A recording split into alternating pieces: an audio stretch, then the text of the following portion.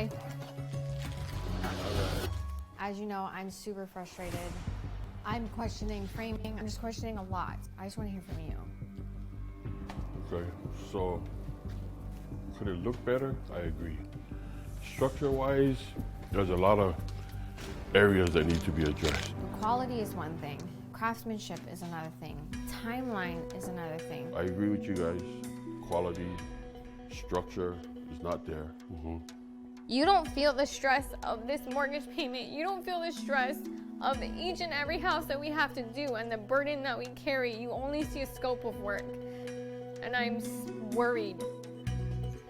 I'm months behind schedule. If I go up, I can't pay anybody. I can't support my family. I can't pay you. It's a ripple effect. I trusted you guys. I trust you guys. How can we either come together and figure this out or we part ways?